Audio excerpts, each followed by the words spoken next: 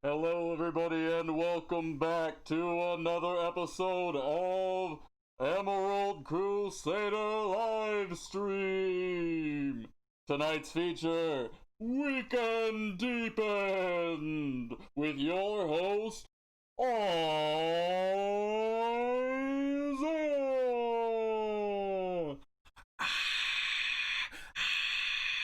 Oh my God, he's so handsome. We love him so much. Oh my gosh, he's so cool. Oh. Hi, everybody. Welcome back to another episode of the Emerald Crusaders live stream. So if you are new to the channel, each day of the week for me has a different theme, and today's theme is Weekend Deepened. So, with Weekend Deep End, that's going to be just random deep dives into different things that I find interesting.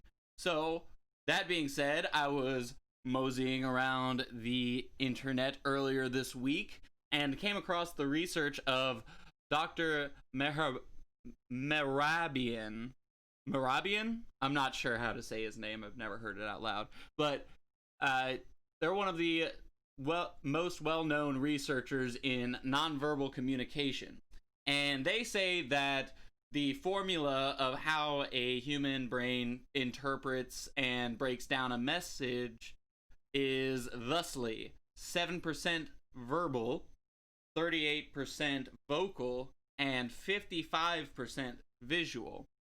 So, roughly saying, about half, if not more, of our communication is body language.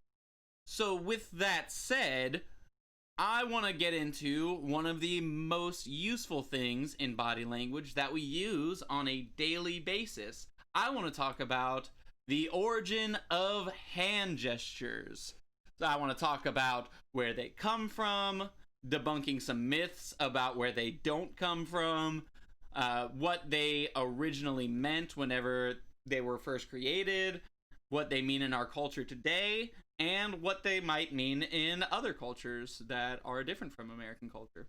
So, with that said, the first one up is the thumbs up.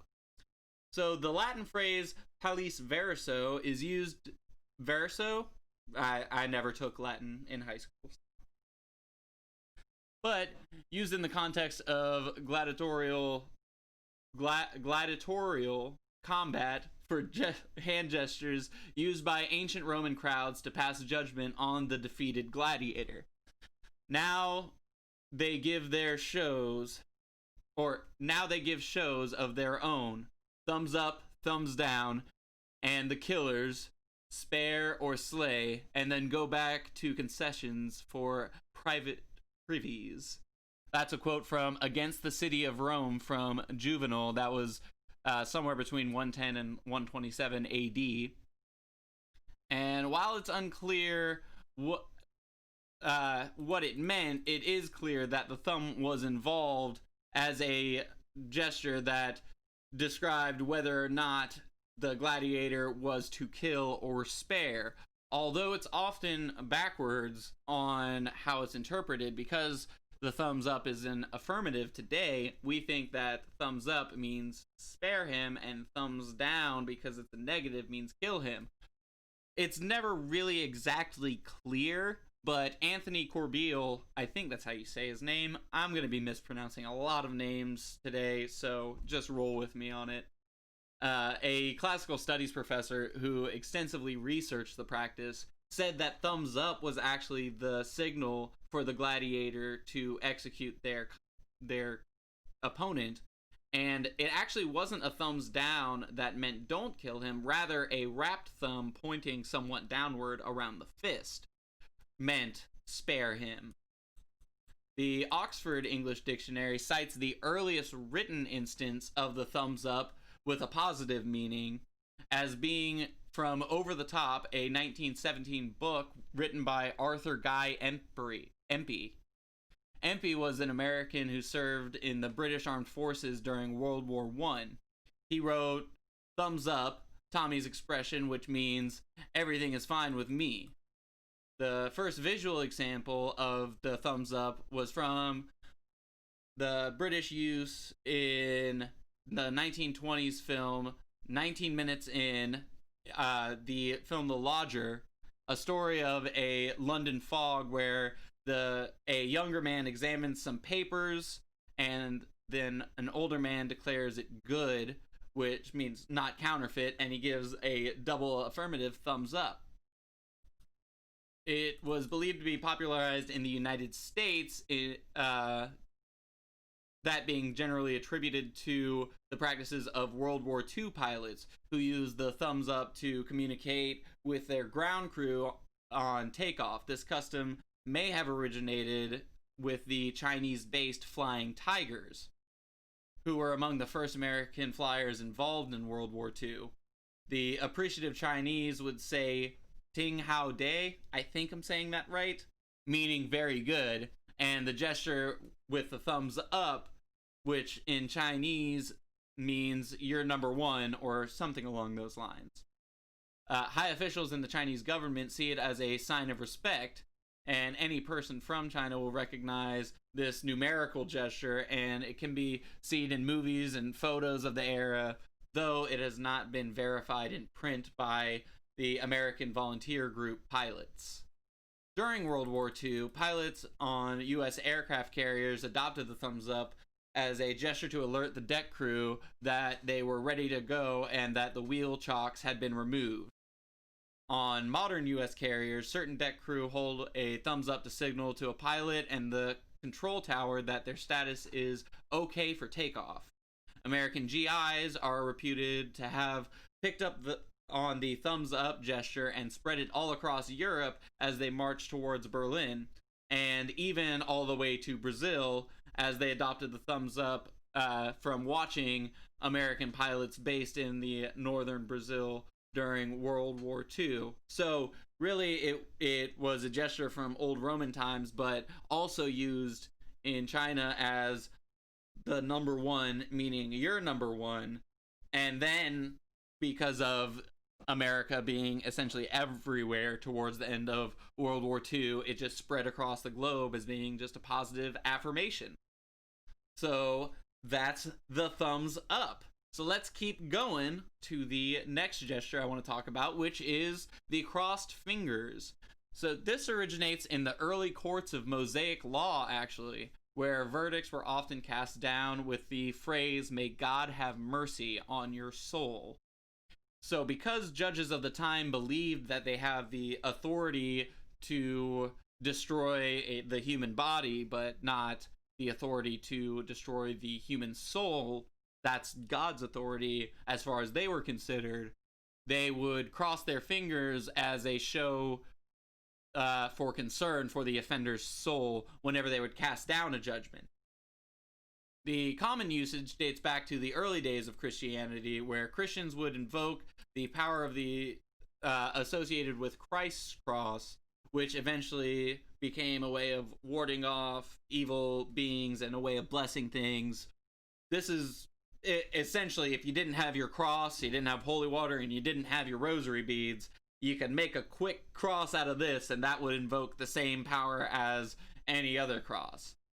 But I would be careful using this gesture in areas around Asia, particularly Vietnam, as this apparently refers to female genitalia, and this is essentially the equivalent to giving someone the finger there.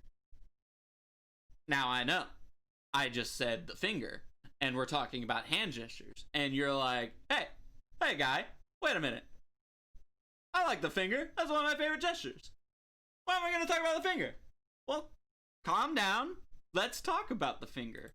So, this, as you can imagine, has a lot of different origin stories, and I was almost offended when I was writing and putting all this together, because I fell for one of the more famous origin stories for the finger.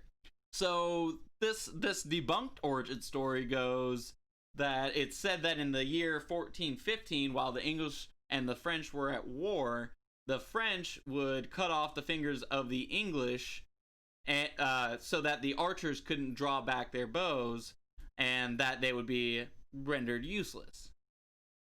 This is completely made up, apparently.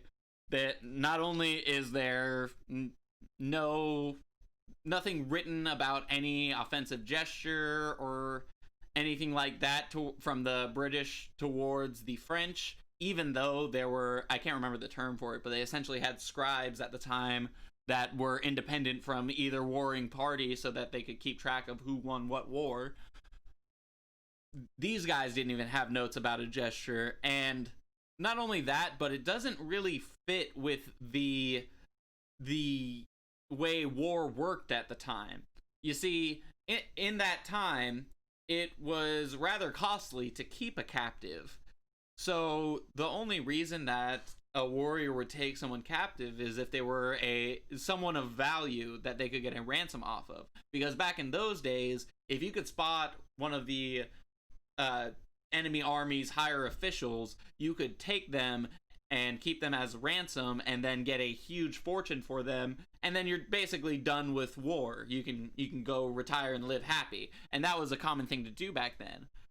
That being said, archers weren't really considered that valuable. They were considered lower than your general man of war back in those days, and they were even considered outside of the code of chivalry. So catching an archer didn't really do you much in the way of ransom. So it was more likely that whenever you caught an archer, you would probably just put him out of his misery relatively quickly in the way of war. So that story is completely false. The real story is that it originated way before the year 1415 in ancient Greece. In Latin, the middle finger was the digitus imputicus, meaning shameful, indecent, and offensive finger. This is in Latin, way before French and English was even a thing. At first, it was a gesture that represented a phallus, as you can imagine, as many things are in this society. And because of this, it was assumed to have, I'm going to get this word right. I tried so hard on this word. Here we go. Apotropaic, dang it, apotropaic powers. Dang it, never mind. I messed it up anyway. Anyway, this was a power that could ward off ancient curses of the time, such as the evil eye.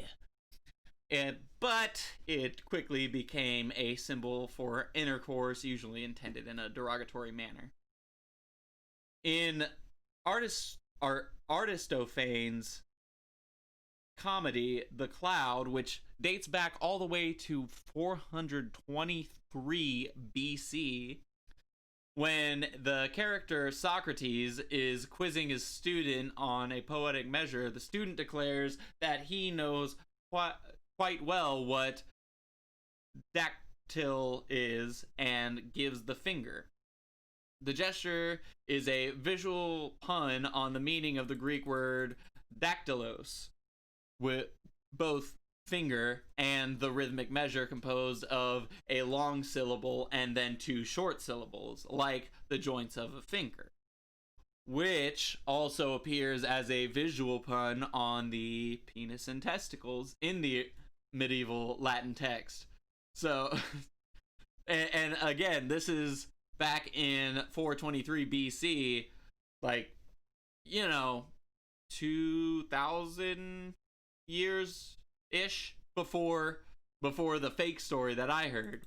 Socrates called one who made this gesture boorish and stupid. And then the gesture comes back up in the form of mockery in another comedy called Peace, alongside farting in someone's face. So, going back all the way to ancient Greece, it's not exactly what it started off to mean, but it pretty quickly became a rude gesture, meaning it came with rude, immature puns and farting in people's faces, and in my opinion, the finger really hasn't changed very much in its meaning. A linguist traced the gesture's development in the United States to the 1890s. According to anthropologist Desmond Morris, the gesture probably came to the United States via Italian immigrants.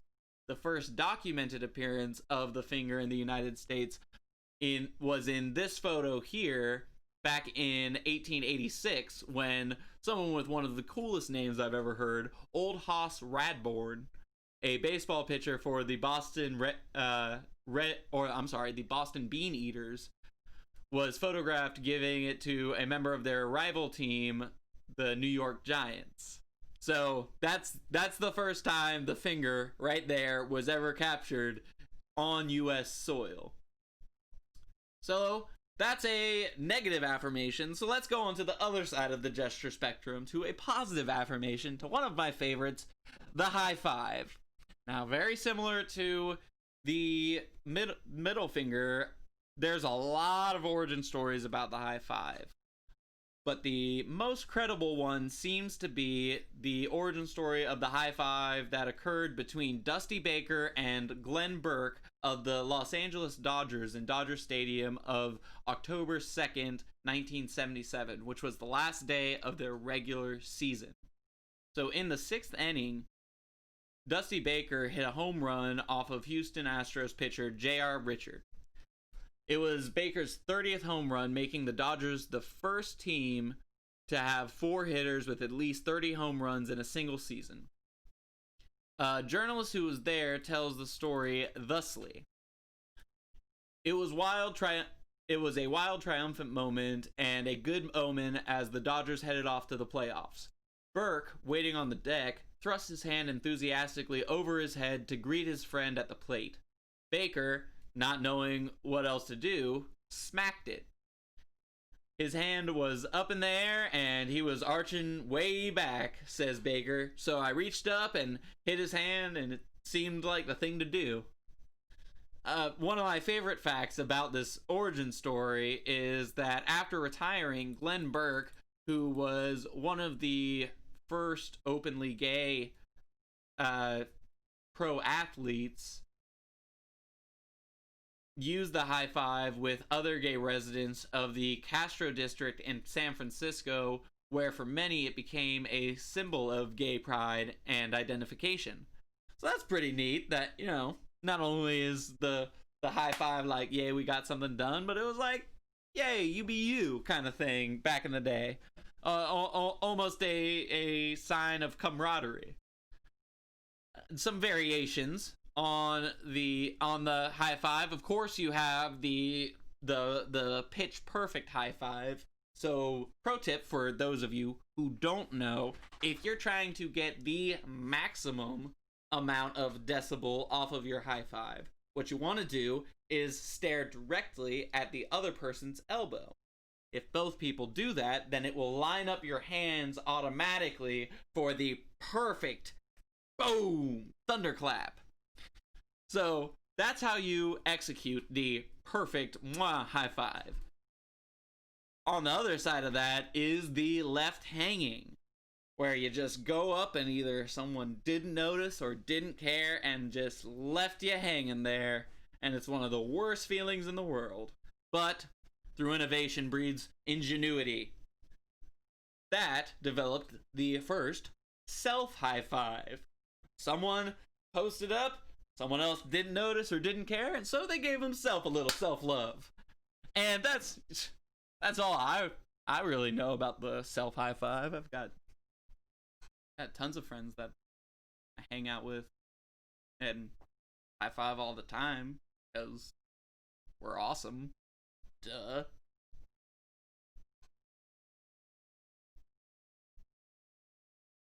The next high five is the down low. So this, if you're not familiar or never have been on a US playground, is the little trick where you go up top, slap, down low, too slow, and the other person looks like a total idiot when they swing and miss.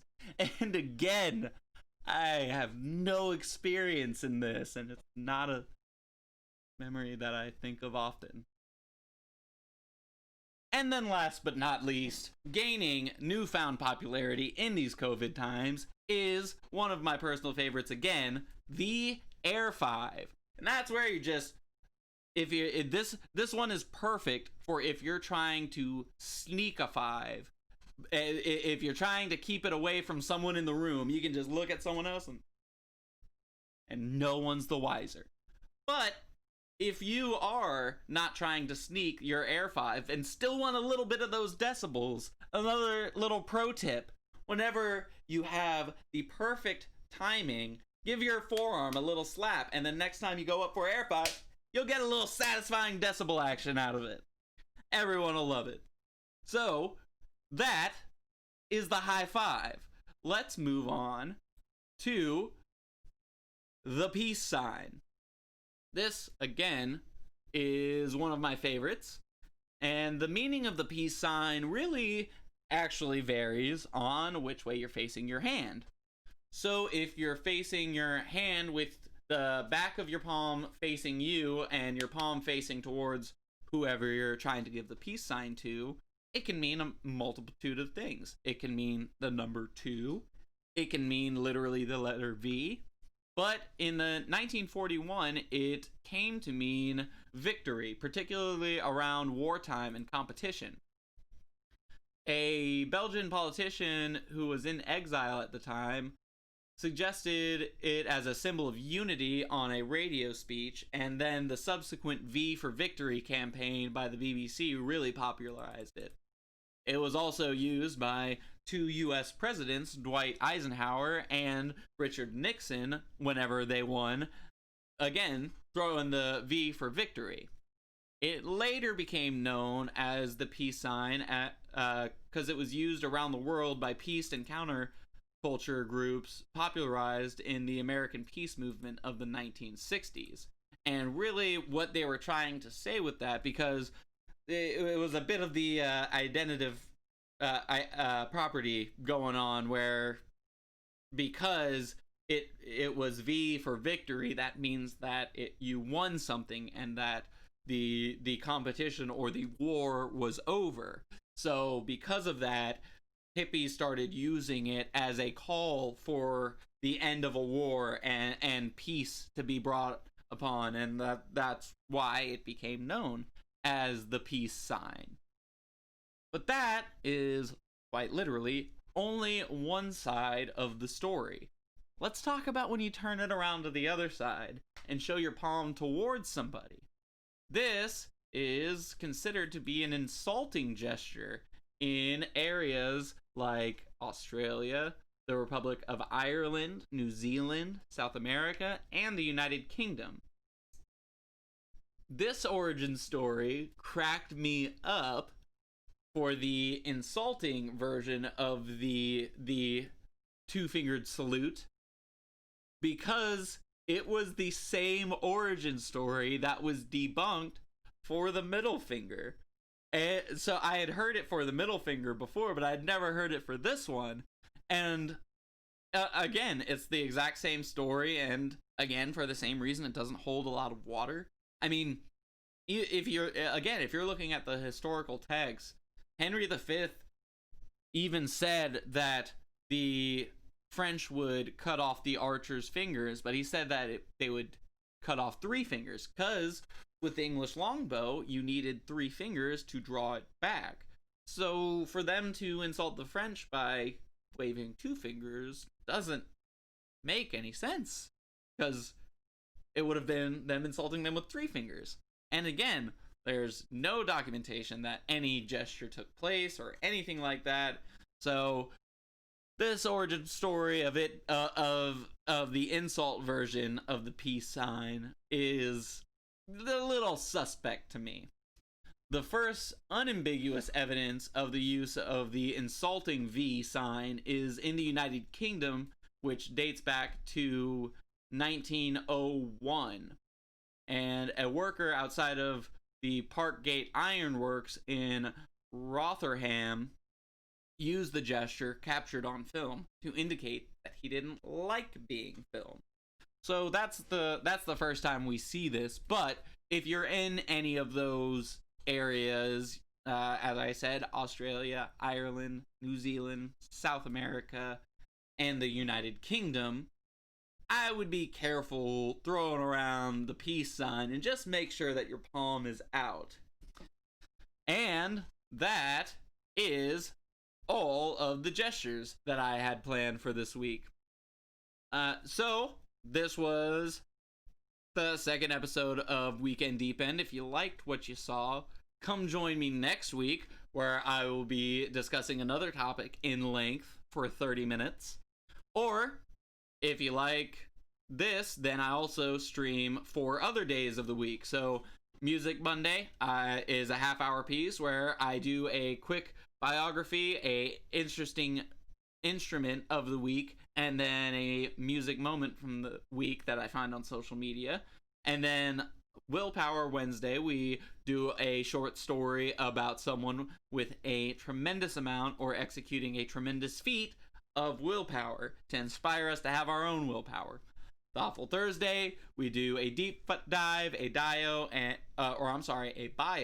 and then a brief tech piece because that is Thoughtful Thursday and we want to inspire ourselves to think. And then on Friday, we have Chai Am I Reading This Book Club, which is one of my favorites because I get to sit here and drink a chai tea and talk about the book that I'm reading. This week, it's Salem's Lot. We're finishing up part 1 this coming Chai Friday. So if you want to catch up and hang out while we do that, please come on out. And each one of those days, I will go live from 6 p.m. to 6:30 p.m. If you're not available those times, shortly after I go live, I upload these videos to my YouTube channel. While I won't be live, you can certainly leave a comment, and I will definitely respond to it. So, that being said, thanks for joining, and everyone have a great Sunday tomorrow. We'll see you back here on Monday.